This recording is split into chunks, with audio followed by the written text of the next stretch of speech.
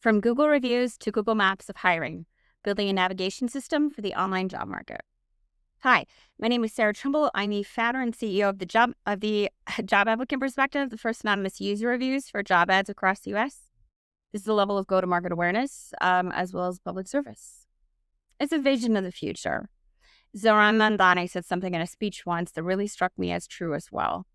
And it had to do with the lack of imagination. He felt that sometimes the way people are talking, it's not a desire to not do something good, it's just a lack of imagination. I couldn't agree more. So the first 100 blogs or so were about what's going on wrong in the online job market. And the next several are all about what I plan to do, like my vision for the future. I want to articulate what the market can be.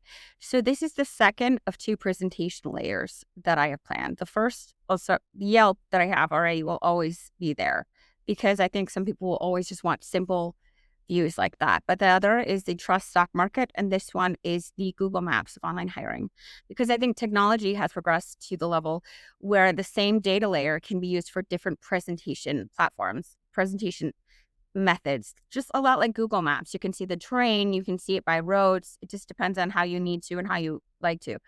So this is where we see it going in the end, because in the end, there's a bajillion different cognitive architectures out there. And our goal is to meet the workforce where they are in the style of gathering information that is good for you in your job search. Because the thing that's so true about the online hiring market is the people that it needs to meet the needs of are the ones that least can afford to spend time there.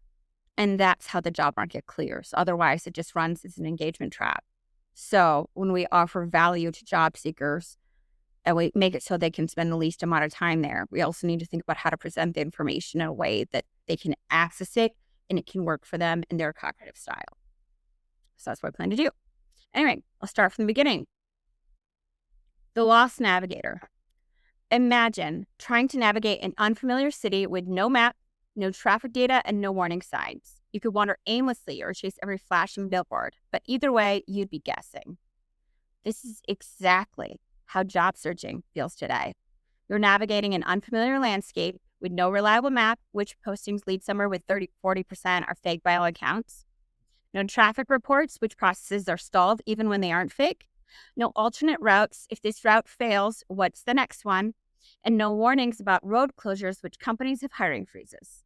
It all doesn't work because everybody who owns the map makes more money the longer you spend time on the road.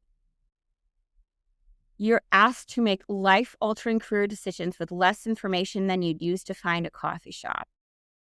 But what if finding a job could feel more like navigating with Google Maps? What if you could see the trustworthiness of different routes, company processes, real-time traffic reports, how long others are waiting, alternate paths to the same destination? Warnings about roadblocks before you hit them. This isn't about making hiring easier, it's about making it navigable, giving you the tools to move from lost to directed, from guessing to knowing. Who this is for? This is for job seekers. Understand your platform isn't just about applying faster. It's about making sense of trust signals in multiple formats.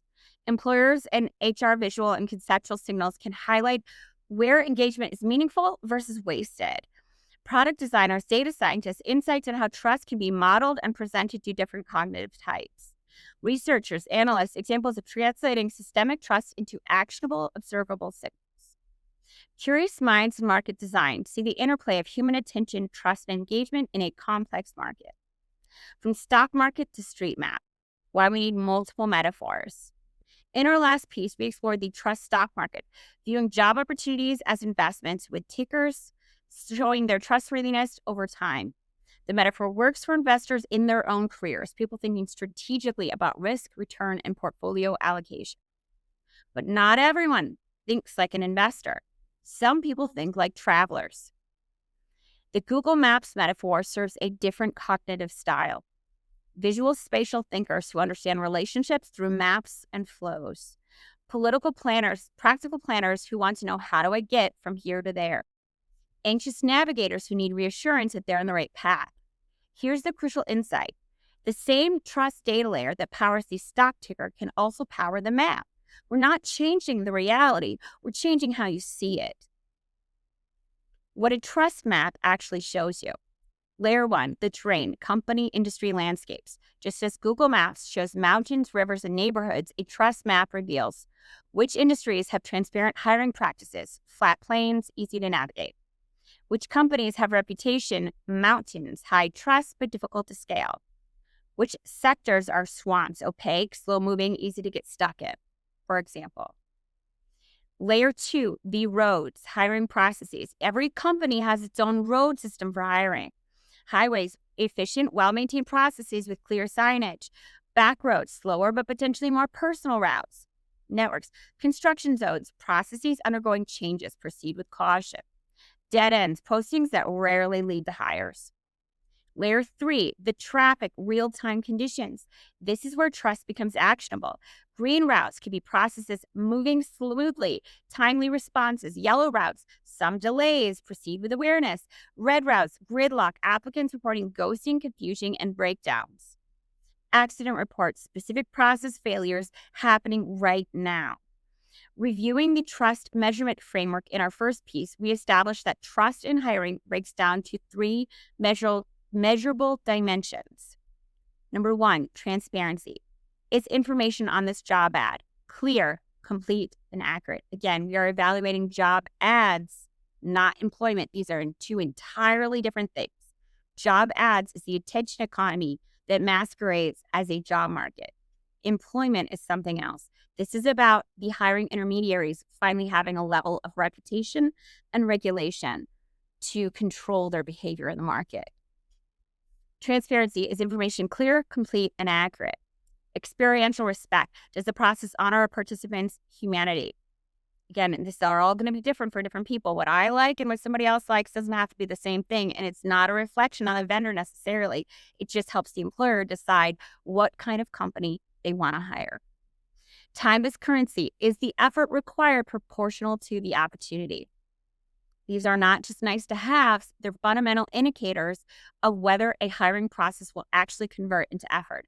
Especially, I think, time as currency, because employers are spending their dollars. Job seekers are spending their time. So an employer is hiring, if they have a sense that, like, if they're hiring a vendor to take care of their hiring process, they have a sense that, like, well, Greenhouse costs this much a month, but they use this much time as currency. Whereas Workday charges this much a month, but they take this much time as currency. They can decide what's the best thing for them. Right now, the job seeker input that they're making is totally non-existent, which is where the profit stream and the exploitation comes from. If we work with that, we can make it better. We don't score each dimension separately, though. That would turn navigating into grading homework. Instead, we collect data organized around these 3 dimensions for the map, around these 3 dimensions on the back end, and then surface the actual behavioral outcomes on the front end. Think of it like Google Maps.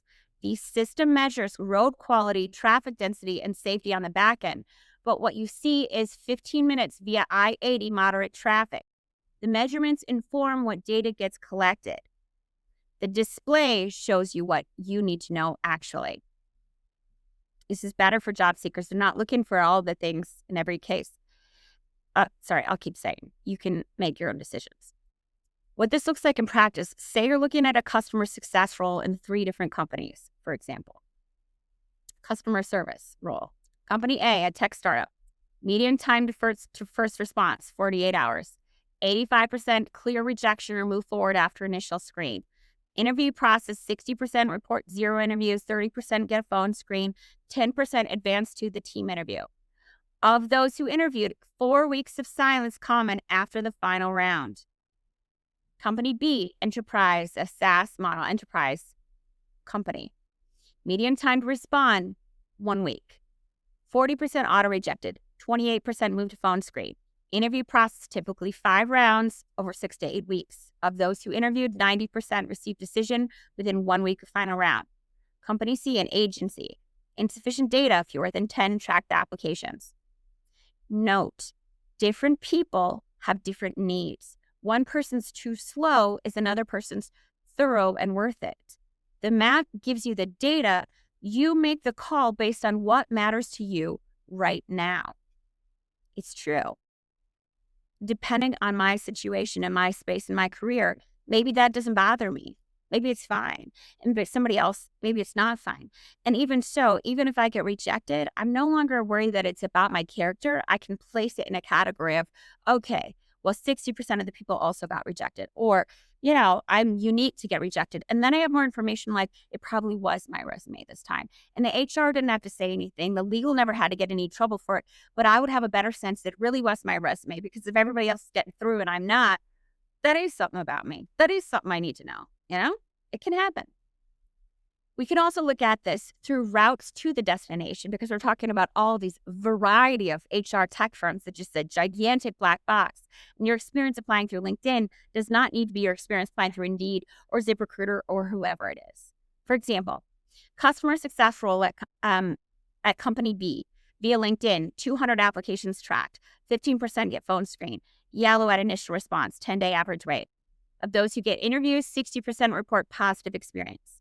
Via the company website, direct, 80 applications tracked, 28% get phone screen. Green at initial response, 3-day average rate.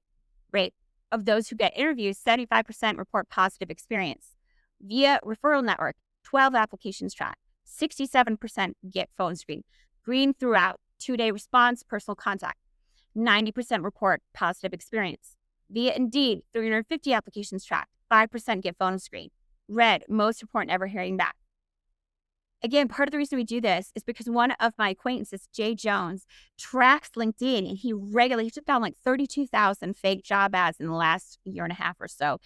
And like 6,000 fake recruiters. What these recruiters do is they copy a real company. They put the same picture from the real company on LinkedIn and the same job ad that real recruiter is doing. And they basically send people to get identity theft that way.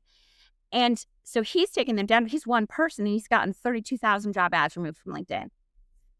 And so this helps job seekers be 1 million people doing one or two, and helps all of us, including the real recruiters who are being slammed here, because they're not the problem, It helps us avoid the problem.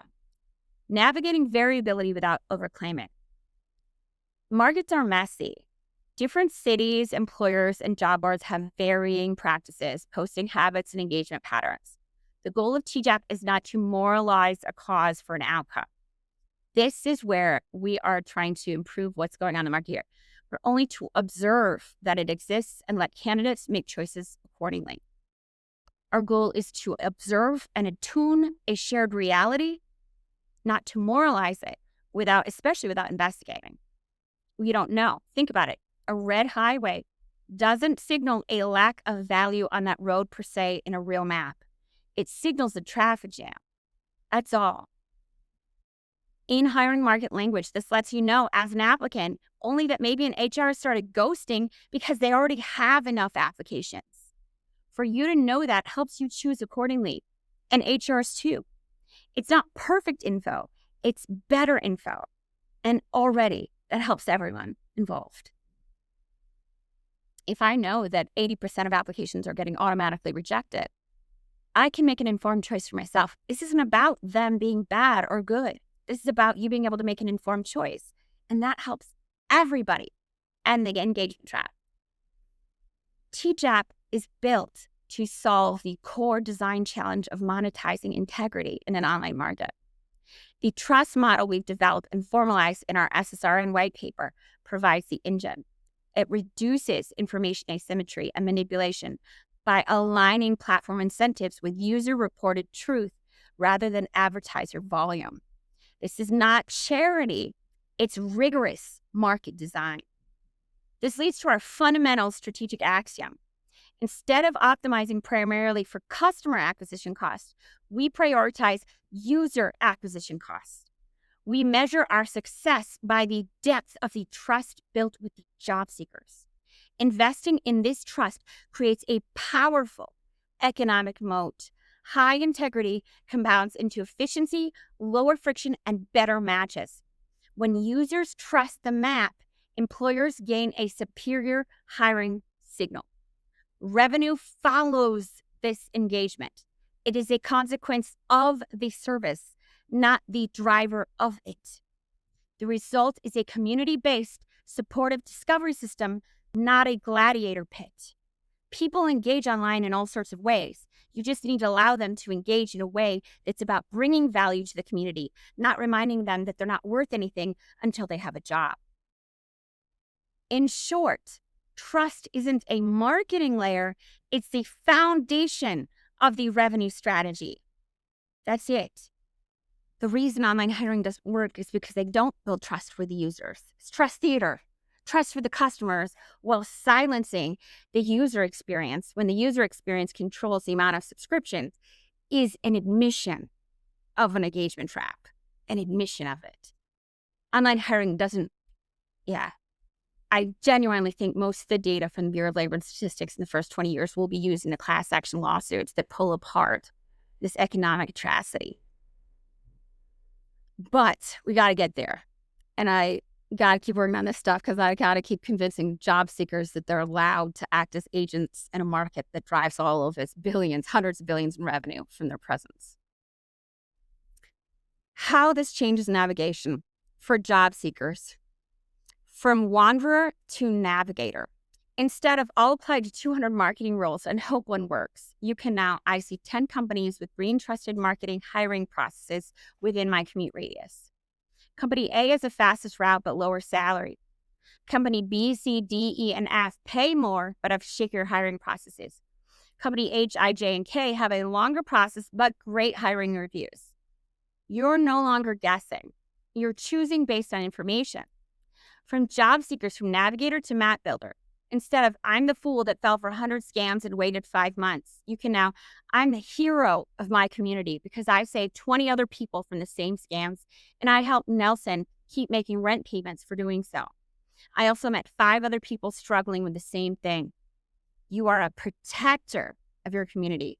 Your negative experiences bond you to the community members who can say now, me too, or protect others from harm. This transforms info into insight that makes you feel powerful and connected to others, not ashamed of harm. It strengthens community connection at scale with others nearby and far away. Genuinely, and I say it too, the greatest mystery in online hiring, the greatest secret is there is no secret. The problem isn't that job seekers are lazy, is that the workforce in the one marketplace for gateway to human survival, we require the workforce to never have each other. There can be no community. Every other online marketplace, you want to buy tennis shoes, you get to have community to watch out for scammers online. You want to buy baseball cards, you get community to watch out for scammers online. But if you want to make sure you can pay rent and buy food, no way, it's unprofessional for you to watch out for scammers, for people who are like yourself. It's a wild disconnect from logic. It's exact opposite of what communities and societies were created for in the first place, to help each other, watch out for tigers in the world. Like, if this is what professionalism is, I'm not into it. And it is not lost on me as a person who studies spirals and complex dynamic systems that in a strange way, the complex dynamic system, if you think of Harvey Weinstein, he's hiring acting couch and Harvey Weinstein as a character, how he wasn't brought down by the young blood by the Christopher Nolans and the Wachowski brothers and the Steven Spielbergs. He was brought down by the young blonde actresses that shouldn't talk about their hiring process. It makes them unprofessional. We have a problem with oligarchs in this country. We have a problem with economic inequality in this country. And demonstrably a problem with, an international schmedophile ring.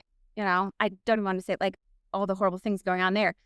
But isn't it interesting that the complex dynamic system version of Harvey Weinstein is also bolstered by the complex dynamic system version of Harvey Weinstein's acting couch? It's not the same thing because it's not exactly the same, because obviously it's not. But when you're talking about be quiet or you won't eat, stop talking or you won't eat, and then you're seeing that extraction at a large scale too, it mirrors a similar dynamic. And for my part of correcting the income inequality is holding people accountable, being able to. Markets don't work without accountability, without discipline. They don't work at all. It's just a market failure that's kept up by good PR. That's all. and Bonhoeffer's collapse of perspectives from the people at the top end. But yeah, for employers, there's vast benefits. From black box to transparent highways, companies can see where they're hiring roads or developing potholes, consistently low trust scores at certain stages. Is the process a pre-screen or interview to or candidates start dropping out? How their routes compare to competitors. Does a deco or pontoon work better for competitors at my size? Do other stores in my area use XYZ hiring company? And how are candidates' happiness levels there? It's a good question. Where to invest in road improvements, process fixes that actually matter to candidates. Greenhouse costs $8 in subscription, but consistently posts a job seeker times currency cost of B. When I compare with Workday $C subscription costs and D times currency, I can make a better choice for my firm. For the market, from chaos to coordination, everyone can see the map. Traffic distributes more evenly. Applicants don't all pile onto broken processes. Road maintenance happens proactively. Companies fix problems before they scare everyone away. New, better routes get discovered and shared. Check the research. I put some stuff there from Akerlof. Again, I always mention him because it's true. When an entire route of vendors are trying to convince you that Akerlof is wrong, information asymmetry doesn't matter. Yeah, they're lying. They're just lying. That's all. Like maligning the unpaid workforce that drives their value was always going to be more profitable than employing them. When there's no accountability for maligning them, why would they employ them? They just wouldn't. Employers also get the benefit of not, funding their own market failure, because when you make the labor market fail, you make the economy that you rely on to sell your goods and services fail. And employers have been asked to keep funding the market that's like destroying its economy. They don't have to do that anymore. I put in Russell and Ormond. Again, because I'm not good at the names. I'm sorry. Fulton. I know that one. And Lukac. Okay, so in the end, the job applicant perspective. Right now, TJAP is at Google reviews stage, collecting the foundational data, drawing the first contours of the landscape. With time and resources, it becomes like live Google Maps. Real-time updates from thousands of travelers, predictive routing based on historical patterns. Personalized maps showing you your best paths. Again, this could be different for different people. My neurotype, I'm from a small town going to a big city, or I'm from a big city considering moving to a small town, etc. and so forth. Just depends. Real-time updates from thousands of travelers, but even Google reviews stages changes everything. It proves the terrain can be mapped. It shows that what it feels like chaotic wilderness is actually has patterns. And the travelers can be builders of functional market insight. Why this matters beyond metaphor, the Google Maps framework reveals something fundamental about labor markets. Markets only work when participants can navigate them. Right now, the only people with a map to the market are the ones not driving on the roads for survival, and the ones that profit the longer they can keep people on those roads. It's what it is. Whether the profit is not having to admit that you screwed up, or whether the profit is the current, salary and the current investment, it's the same thing. It's not good. This is better. Our current hiring market fails because no one that needs to use it has access to a functional map. Information is fragmented and actively misleading. Employers are admitting to the mainstream media. The mainstream media started reporting on it in 2013. The Wall Street Journal was reporting on these fake phantom jobs. And the Wall Street Journal, mainstream media is always behind the times. This is what they are, but partly because they do enough research that allows them to verify what they said is true. And that level of research in an online space means a lot of things were actually much worse before that. And they reported in 2013, it's been going on. If you don't even think of the Akerlof-Lemon activity in the ATS or the National Converging in the ATS, if you only consider it based on ghost jobs, there's been a lemon labor market for 13 years. 13 years. And that doesn't even count like Jevons, compound, and paradox. Our current hiring market fails because there's no functional map. There's no shared map. It doesn't exist. Road conditions are secret. Companies hide their hiring processes. There's no GPS, no guidance for your specific situation. And detours are not suggested. When one route fails, you're back to wandering. And shaming. Shame yourself for having not known what you didn't know when you didn't know it. But the fact that you didn't know is your fault and you should be mad about it. Like, you should be ashamed of it. So much gaslighting while they extort value. Such an economic oil rig. just eroding the foundations of the economic stability and civic economy. And like the Army choir sang, do you hear the people sing? I don't even know how to be like the level of reality disconnect for the leadership. I genuinely think it's not just the economic market that's decoupled. The economic leadership has decoupled from reality, and the political leadership has too. I mean, if you think about the parents, like the no contact trend, along with the male loneliness epidemic, and the political leadership right now, the entire leadership class is utterly decoupled from reality. Like they see no responsibility to require themselves to improve the well-being of the citizens that drive all of their value.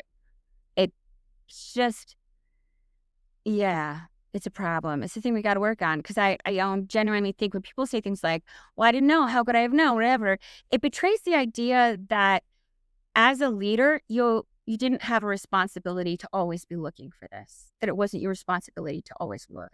That's what it betrays. And it's, you had responsibility. I generally think a lot of discrimination, it's not about white hoods necessarily. It's about a failure to consider, That's where my mind goes anyways. But I don't know. We'll see. And again, it's always nuanced, because in the end, there's hardly ever black and white, and it needs to be situationally understood. But still, I definitely think we have a real issue going on. But it's a work in progress, and we are working against it, eroding the narrative to help improve the outcomes. Because in the end, this is the future of the market. If the biggest secret to the online labor market is there is no secret at all. A market is a market, is a market, is a market, is a market, is a market, is a market. That's it. The problem isn't the users. The problem is the users don't have each other to protect each other from the vendors who profit from their engagement, but not their solutions. TJAP's trust map solves all four problems at once with regards to employers, economic stability, job seekers, and community in the country. Conclusion, you're no longer lost for decades. Job searching has been an exercise in faith-based navigation, just wild economic foolishness. Apply, pray, repeat. I really do think a drive at hierarchical power sometimes is such a learning disability masquerading as value. Like, I learn from the vulnerable and therefore I'm not smart. Are you kidding me? The vulnerable is where the trust is. Trust does not come from power. Performance does. Trust comes from vulnerability. That's where the good information is. Listening to power is just listening to data drift. That's all it is. The emotional and economic cost of this approach are staggering. Staggering. Wasted time, missed opportunities, burnout, and the quiet erosion of hope across the national workforce, the citizenry. The Google Maps metaphor gives us a new way of thinking about solving this, not by making the terrain less challenging, but by giving everyone better maps, information symmetry. My goodness, is there a reality disconnect?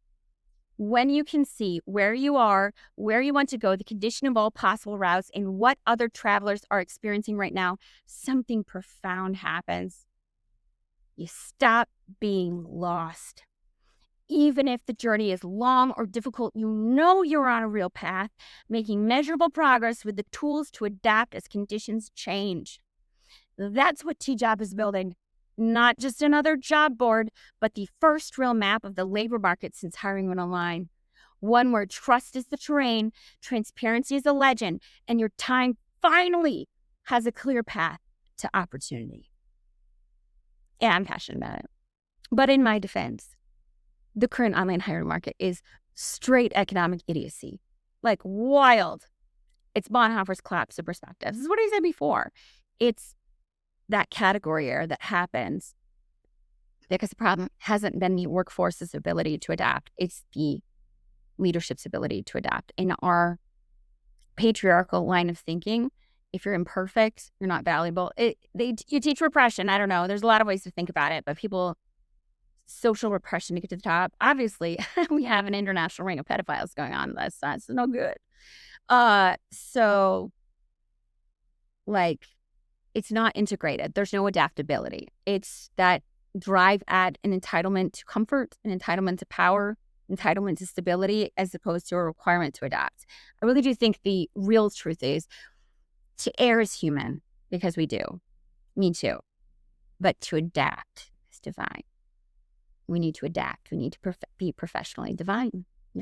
That's the idea. And yeah, so I do this on Substack once, twice a week, and I will talk another week about my Wikipedia of the hiring process, because I think there's another way to look at this too for the literacy own. And there'll be more ways in the future.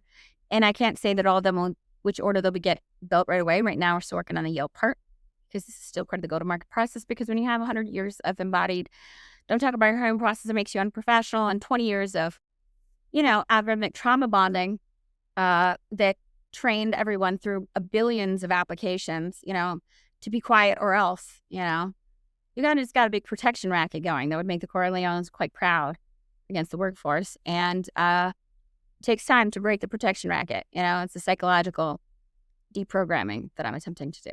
So anyway, yeah, please stop by, like, follow, share, repost if you can, or just engage. I also like the intellectual challenge. I had a good one from the guy from Moneyball the other day. It was really great. And yeah, I like talking about it. So thanks very much. Have a good one.